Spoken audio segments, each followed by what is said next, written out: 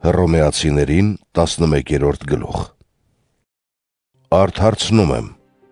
Աստված մի՞թե մերժեց իր ժողովրդին, քավ լիցի, քանզի ես էլ իսրայելացի եմ, Աբրահամի սերնդից, Բենյամինի ցեղից։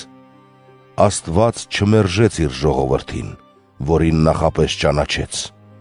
Կամ չգիտեք, թե Եղիայի կապակցությամբ Սուրբ Գիրքն ինչ է ասում, ինչպես է նա գանգատվում Աստծուն Իսրայելի դեմ։ Տեր, կոտորեցին քո մարգարեներին և կործանեցին քո զոհասեղանները, միայն ես մնացի և իմ կյանքն են ուզում։ Բայց ինչ է պատասխանում նրան Աստված. թողել եմ ինձ համար, ասում է, 7000 այր, որոնք բահաղին չեն ծնրադրել։ Ներկա ժամանակում նույնպես մնացորդ կա շնորհի ընտրությամբ։ Իսկ եթե շնորհով է, այլևս գործերով չէ, այլապես շնորհն այլևս շնորհ չի լինի։ Ուրեմն ինչ։ Ինչ որ Իսրայելը փնտրում էր, դրան չհասավ, բայց ընտրված մասը հասավ, իսկ մնացածը կուրացան, ինչպես որ գրված է. Աստված նրանց հիմարության հոգի տվեց, աչքեր, որոնցով չպիտի տեսնեն, և ականջներ, որոնցով չպիտի լսեն մինչև այժմ։ Դավիթն էլ ասում է, թող նրանց սեղաններն իրենց համար դառնան որոգայթ ու խայծ,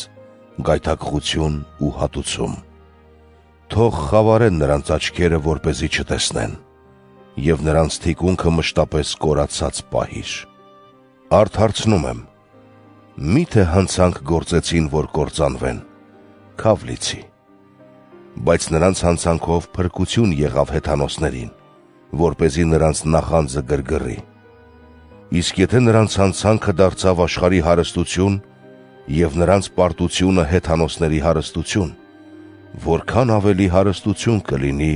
նրանց ամբողջական դարձը։ Բայց ձեզ հեթանոսներիդ ասում եմ, որքան ժամանակ, որ հեթանոսների առաքյալ եմ, մեծարելու եմ իմ պաշտոնը, որպեսզի թերևս իմ հայրենակիցների նախանձը գրգռեմ և փրկեմ նրանցից ոմանց։ Որովհետև եթե նրանց մերժվելն աշխարհի հաշտություն է,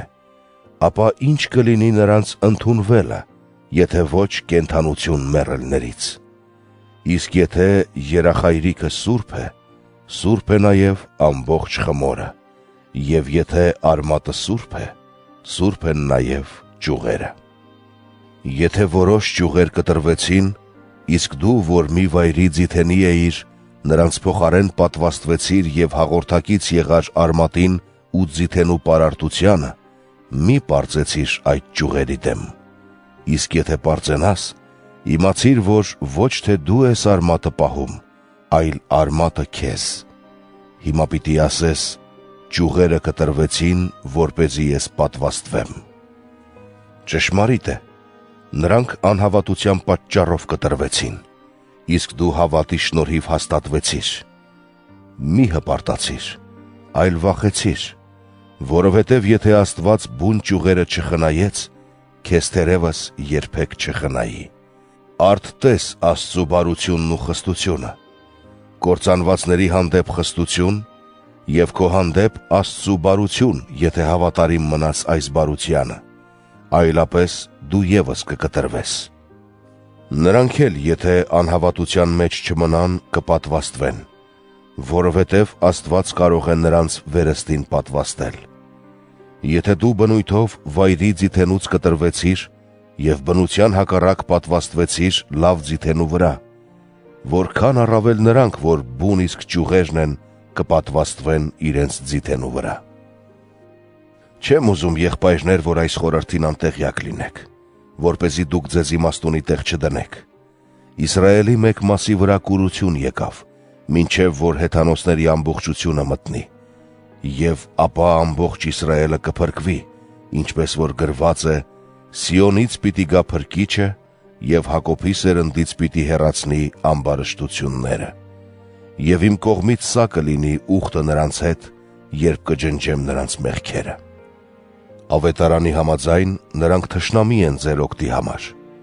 բայց ընտրության տեսանկյունից սիրելի իրենց հայրերի շնորհիվ։ Քանի որ Աստծու պարգևներն ու կոչումն անդառնալի են։ Ինչպես որ դուք մի ժամանակ անհնազանդ էիք Աստծուն և հիմա ողորմություն գտաք նրանց անհնազանդությամբ,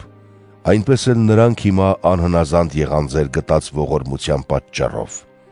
որպեսզի իրենք ևս ողորմություն գտնեն։